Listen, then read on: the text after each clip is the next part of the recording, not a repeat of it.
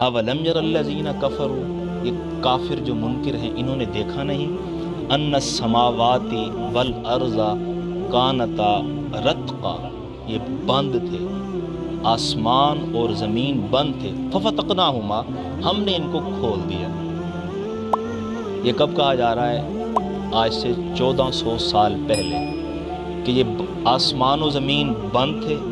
رت کہتے ہیں کہ آپس میں ملے ہونا، گتھم گتھا ہونا، آسمان و زمین آپس میں گتھم گتھا تھے، ففتقناہما، ہم نے ان کو کھول دیا۔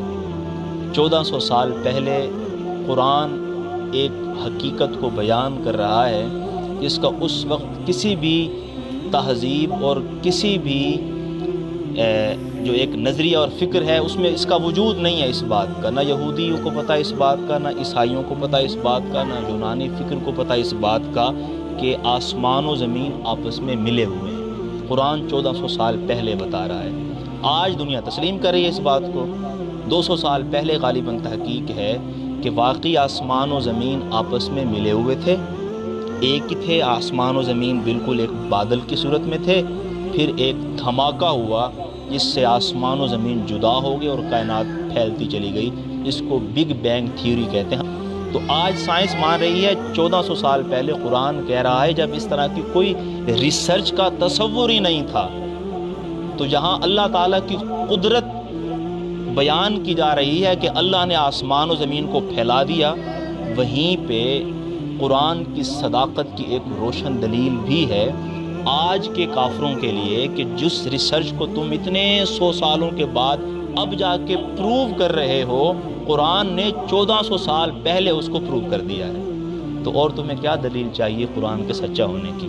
تو آج کے سارے سائنسدانوں کو قرآن صداقت کی دعوت دے رہا ہے، حق کی دعوت دے رہا ہے کہ آؤ قرآن کی طرف آ جاؤ، کہ تمہاری تحقیقات اب ہو رہی ہیں، قرآن بہت پہلے پیشین گوئی کر رہا ہے۔ معلوم ہوا یہ کوئی کسی انسان کی بنائی ہوئی کتاب نہیں ہے، اللہ کا کلام ہے۔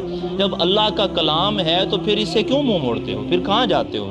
تو آج کے سارے کافروں کو، سارے سائنسدانوں کو، سارے فلسفیوں کو جو آج اسلام کا اور بعض اللہ کا بھی انکار کر رہے ہیں، قرآن کی یہ آیت پکار پکار کے کہہ رہی ہے کہ واپس آ جاؤ، قرآن میں غور کرو، اسی میں تمہاری ساری تحقیقات کا حل بھی ہے اور اسی میں تمہاری دنیا اور آخرت کی بھلائی بھی ہے۔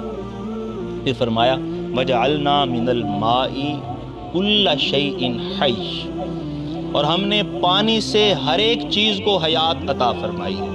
ہر ایک چیز کو جو زندگی ملی ہے اس کی ریزن پانی ہے۔ یہ دوسری ریسرچ ہے جو آج ماڈرن سائنس پروو کرتی ہے کہ پانی سے ہی حیات کا وجود ہے، اور اسی سے ہی اندازہ لگاتے ہیں کہ کہاں کہاں حیات کبھی رہی ہے، کہاں کہاں نہیں رہی۔ مریخ پہ کہتے ہیں کہ ایک ندی کا نشان معلوم ہوا ہے، معلوم ہوتا ہے کبھی یہاں پہ حیات تھی۔ تو سائنس آج کہہ رہی ہے کہ حیات، زندگی، لائف پانی کے ساتھ جڑی ہوئی ہے۔ قرآن 1400 سال پہلے کہہ رہا ہے کہ ہر چیز کی حیات پانی کے ساتھ جڑی ہوئی ہے۔ تو غور کی دوسری دعوت دی ہے قرآن نے۔ پھر فرمایا وَجَعَلْنَا فِي الْأَرْضِ رَوَاسِيَ أَن تَمِيدَ بِهِمْ، کہ ہم نے زمین کے اوپر پہاڑوں کو گاڑ دیا۔ اگر پہاڑ نہ ہوتے تو زمین پھر زلزلے آتے، زمین پہ ایک جگہ پہ ٹھہر نہ سکتی۔ تو اللہ کی قدرت کی بہت بڑی نشانی پہاڑ ہیں کہ اللہ نے اس انداز سے زمین کے اندر ان کو میخوں کی طرح گاڑا ہوا ہے کہ زمین اپنی جگہ پہ تھمی ہوئی ہے۔ پانی کے اوپر زمین قائم ہے نا، 70% تو پانی ہے، 30% خشکی ہے، اس کے اوپر پھر اللہ نے پہاڑ گاڑ دیے تاکہ ہلے نہیں۔ اگر یہ پہاڑ نہ ہوتے تو انسان کیسے رہ سکتے؟ زمین ہر وقت ہچکولے کھاتی، کبھی دائیں کبھی بائیں، تو انسان کس طرح رہ سکتے؟ تو اللہ کے یہ جو پہاڑ ہیں تو اس کی قدرت کی بہت بڑی نشانی ہے۔ اب پھر پہاڑ اللہ نے کس طرح بنائے؟ فرمایا ہم نے پہاڑ بنائے وَجَعَلْنَا فِيهَا فِجَاجًا، اس کا ایکو کم کر دو، سمیع اللہ ایکو کم کر دو اس کا۔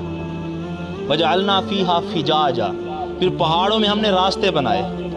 اب دیکھیں جتنے بھی پہاڑی سلسلے ہیں ایک ملک سے دوسرے ملک تک پھیلے چلے جاتے ہیں۔ یہ ہمالیہ کا سلسلہ صرف پاکستان میں تو نہیں ہے، پاکستان سے آگے غالباً چائنا میں چلا جاتا ہے پہاڑوں کا سلسلہ۔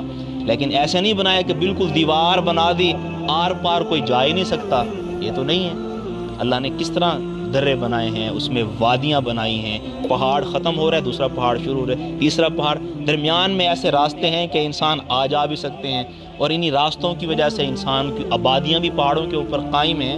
تو اللہ نے پھر پہاڑوں کو رحمت بنایا ہے، زحمت نہیں بنایا کہ آڑ بن جائے، یہاں کے انسان ادھر نہ جا سکے، وہاں کے یہاں نہ آ سکے۔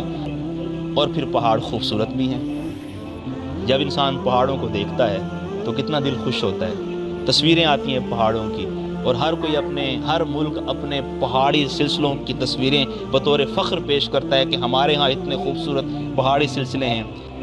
پھر فرمایا وَجَعَلْنَا السَّمَاءَ سَقْفًا مَحْفُوظًا، اللہ نے آسمان کو محفوظ چھت بنایا ہے۔ جب سے ہم دیکھ رہے ہیں کہ چھت ہے، نہ کبھی گری، نہ کبھی جھکی، نہ کبھی دراڑ آئی، نہ کچھ ہوا کبھی، اس میں ستون بھی کوئی نہیں ہے، بیم بھی کوئی نہیں ہے، کتنی بڑی چھت ہے آسمان کی، پوری زمین کے اوپر چھائی ہوئی ہے، کہیں سے کوئی آج تک شکایت نہیں آئی کہ اس چھت میں کوئی دراڑ آ گئی ہے، ہل گئی ہے، کوئی شور آ رہا ہے، کوئی چھت ٹوٹ رہی ہے، تو یہ اللہ نے بنائی ہے۔